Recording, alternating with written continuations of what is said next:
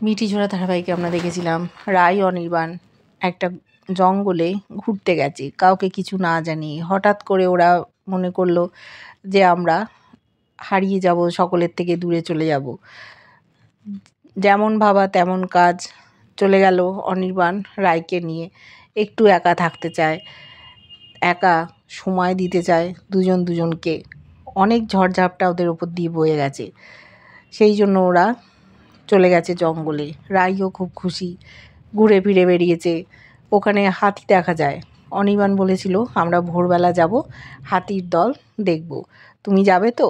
একটা মন্দিরে নিয়ে গেছে, সেখানেও ওরা খুব আনন্দ উপভোগ করেছে। রাত হয়ে গেছে, ওরা ঘুমিয়ে পড়েছে। এবার ভোরের দিকে অনির্বাণে ঘুম ভেঙে গেছে, রাইকে ডাকছে যে রাই চলো আমরা হাতি দেখে আসি। কিন্তু রাই বলল আজকে যাব না, কাল যাব। ওর ঘুম পাচ্ছে। ভোর ভোর উঠে গেছে অনির্বাণ, রেডি হয়ে বাইরে চলে এসছে। ও যেরকম কবিতা আবৃত্তি করে ওরকম করছে। চলে এসছে হোটেলের ম্যানেজার, বলছে আপনি আর্লি রাইজার? বললো না, এই একটু বেরোবো। বললো আপনি কি জঙ্গলের দিকে যাচ্ছেন? বললো হ্যাঁ, একটু জঙ্গলের দিকে যাচ্ছি, একটু হাতি দেখার ইচ্ছে আছে। তখন বলল আপনি একটু সাবধানে যাবেন, কারণ একটা বাচ্চা হাতি আহত হয়ে গেছে, আর ওর মা খুঁজতে আসছে। কিন্তু দল বল নিয়ে হাতিরা খুঁজতে বেরোয়। এই আমাদের ট্যুরিস্টগুলোর জন্যই আজকে এই অবস্থা। তারা খুব অন্যায় অত্যাচার করে, বাজি ফাটায়, জোরে জোরে মাইক বাজায়, কেউ কথা শোনে না। জঙ্গলে যারা থাকে তারা খুব শান্তশিষ্ট। আমরা তো থাকি, জঙ্গলটাকে ভালোবাসতে হয়। অনির্বাণ বলল ঠিক কথাই বলেছেন। তখন বলল দেখুন আপনি একা যাচ্ছেন, একটু সাবধানে যাবেন, গভীর জঙ্গলের দিকে যাবেন না। ওরা যদি সামনে পায় তাহলে কাউকে ছাড়বে না, একদম শেষ করে দেবে, শহরের মধ্যেও ঢুকে পড়ে। বলল না না, আমি ভেতর দিকে যাব না, আমি সামনে থেকেই দেখব। তারপর চলে যাচ্ছিল, আবার ঘুরে এসে ম্যানেজারকে বলল আমার স্ত্রী যদি জিজ্ঞেস করে আপনি বলে দেবেন ওর কাছে তো কোনো ফোন নেই, আমি জঙ্গলে যাচ্ছি, তাড়াতাড়ি ফিরে আসবো। বললো আচ্ছা ঠিক আছে। চলে গেল গাড়ি নিয়ে, যাচ্ছে লালমাটি পথ। অনেকটা যাওয়ার পর ভাবছে না, আমি আর গাড়ি চালিয়ে যাব না, এতে যারা পশু সমাজ আছে তারা বিরক্ত হবে আওয়াজ শুনে, তার থেকে এইটুকু বরং হেঁটেই আমি যাই। মনে মনে খুব খুশি হচ্ছে। আবার ভাবছে বেশি দেরি করা যাবে না, রাই ঘুম থেকে উঠে পড়লে খোঁজ করবে, ওর কাছে ফোনও নেই। ও তখন নিজের মোবাইলের স্টিক, মোবাইল সব নিয়ে নিল, গাড়িটা লক করে যাচ্ছে ছবি তুলতে তুলতে। কতগুলো আদিবাসী ধরনের মহিলা হাসতে হাসতে যাচ্ছে। ও তখন বলছে কী ব্যাপার, তোমরা হাসছো কেন? বলছে না এমনি। তখন বলল যে বাবু ওই জঙ্গলের দিকে যেও না, ওখানে কিন্তু একটা হাতি আহত হয়েছে, তাই দলবল নিয়ে হাতি আসতে পারে। বলছে না না, আমি যাব না। ও ভাবলো ওদিকে গিয়ে লাভ নেই, আমি অন্য দিকে যাই। এদিকে রায়ের ঘুম ভেঙে গেছে। ঘুম ভেঙে অনির্বাণ বলে ডাকছে, দেখছে বিছানায় নেই, কোথায় গেল? রেডি হয়ে নিচে নেমেছে, আশেপাশে কোথাও দেখতে পাচ্ছে না। তখন ম্যানেজার ওকে দেখতে পেয়ে বলছে যে আপনি মিসেস সেন তো? বললো হ্যাঁ। বলছে উনি একটু জঙ্গলের দিকে গেছেন হাতি দেখতে। ও অস্থির হয়ে গেছে, জঙ্গলে চলে গেল, আমাকে বলেছিল, আমি কেন গেলাম না, আমার যাওয়া উচিত ছিল, এরকমও ভাবনা চিন্তা করছে। ওখানে যে ওয়েটার ছিল সে এসে ওকে চা দিয়েছে। তারপর বলছে যে আমি একটা ফোন চাই, আমার হাজব্যান্ডকে ফোন করব। ওরই ফোন নিয়ে কথা বলতে গেল, দেখছে যে টাওয়ার পাচ্ছে না। জঙ্গলে ঢুকে গেছে অনির্বাণ, চিন্তা করছে, ঘোরাফেরা করছে। তখন ম্যানেজার বলছে আপনি একেবারে চিন্তা করবেন না, আপনি ঘরে যান, কোনো খোঁজ খবর পেলে জানিয়ে দেবো। কিন্তু ও অস্থির হয়ে যাচ্ছে। এবার অনির্বাণ ও সেলফি স্টিক নিয়ে জঙ্গলের দিকে ঢুকে যাচ্ছে, ছবি তুলছে মনের আনন্দে, বলছে রাইকে দেখাবো, রাই অবাক হয়ে যাবে। এদিক ওদিক যেতে যেতে এবার এত গভীর জঙ্গলে ঢুকে গেছে, আরও পথ খুঁজে পাচ্ছে না। সব দিকগুলোই সমান মনে হচ্ছে। চিৎকার করছে, হেল্প মি, কেউ কি আছেন, আমি পথ হারিয়ে ফেলেছি। ভাবলো যে মোবাইলের টাওয়ারটা দেখি, লোকেশানটা ট্র্যাক করে দেখছে কিছুই লাগছে না। বলছে আমি এত গভীরে এসে গেছি যে মোবাইলের টাওয়ারও পাচ্ছি না, এবার আমি কি করব। তখন ভাবলো যে না, দেরি করা যাবে না। ছুটছে, ছুটতে ছুটতে ও বিভিন্ন জায়গায় যাচ্ছে, বুঝতে পারছে না, চেনা জায়গা তো না, কোথায় ও চলে এলো। তখন ভাবছে যে আমি এটা ঠিক করিনি, কেন আমি এখানে এলাম, এবার আমি কি করে ফিরবো। এদিক ওদিক ঘুরে বেড়াচ্ছে, কোথাও পথ খুঁজে পাচ্ছে না। এবার দুশ্চিন্তায় পড়ে গেছে। তারপরই হঠাৎ জঙ্গলেও হাতির দলের আওয়াজ পেয়েছে। ভয় পেয়ে গেছে, খুব খুব জোর দৌড়চ্ছে। শেষে মোবাইলটা মাটিতে পড়ে গেছে, হকি স্টিক পড়ে গেছে, সব ফেলে দিয়ে ও দৌড়োতে দৌড়োতে কোথায় যে চলে গেল। এদিকে আমরা দেখেছি রাই আর নিজেকে ঘরে স্থির রাখতে পারছে না। দেখছে সকাল গড়িয়ে অনেকটা বেলা হয়ে গেছে, এখনও অনির্বাণ ফিরছে না, কী ব্যাপার, কত দূরে গেল। ম্যানেজারকে বলছে, দেখুন আমার একটা গাড়ি লাগবে, আপনি একটু ব্যবস্থা করুন। ওখানে একটা মন্দির ছিল, সেই মন্দিরেও যেতে পারে। তখন ম্যানেজার বলছে, আপনার কাছে তো ফোন নেই, চলুন আমি আপনার সাথে যাচ্ছি। গাড়ি রেডি করেছে, দুজনে মিলে যাচ্ছে। যেতে যেতে ওরা দেখতে পেয়েছে অনির্বাণের গাড়ি। রাই নেমে এসছে, বলছে এই তো আমার হাজব্যান্ডের গাড়ি। বললো হ্যাঁ তো, এই তো স্যারের গাড়ি। বলছে চলুন, ওইদিকে একটা মন্দির আছে না, ধর্ম ঠাকুরের থান, আমরা সেদিকেই যাই বরং। আর একটু ভেতরে গেলেই দেখতে পাবো, ওখানেই তো হাতি দেখতে আসবে বলেছিল অনির্বাণ। সেই সময় দেখছি একটা পুলিশের গাড়ি ওদের সামনে এসে দাঁড়ালো। তখন পুলিশ এসে বলছে আপনারা কোথায় যাচ্ছেন।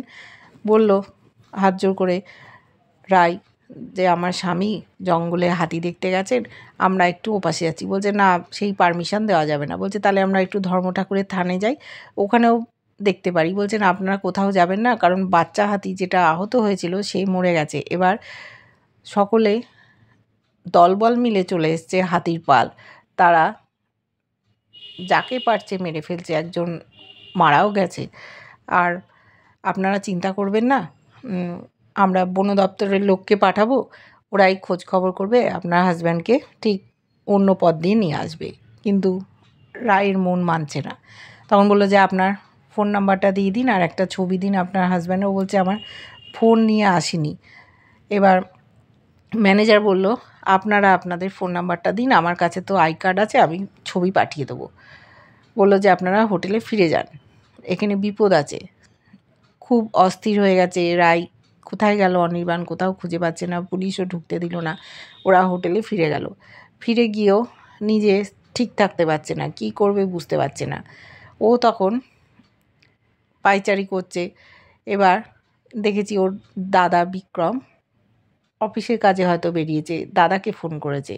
বলছে দাদা ভাই, আমরা এরকম একটা জঙ্গলে বেড়াতে এসেছি, তুই শিগগির এখানে চলে আয়, অনির্বাণ হাতি দেখতে গেছিলো, এখনও ফিরছে না, খুব দুশ্চিন্তায় আছি, তুই যত তাড়াতাড়ি সম্ভব চলে আয়। বলছে কী ব্যাপার, তুই অত দূরে গেছিস, ওখানে কেউ নেই?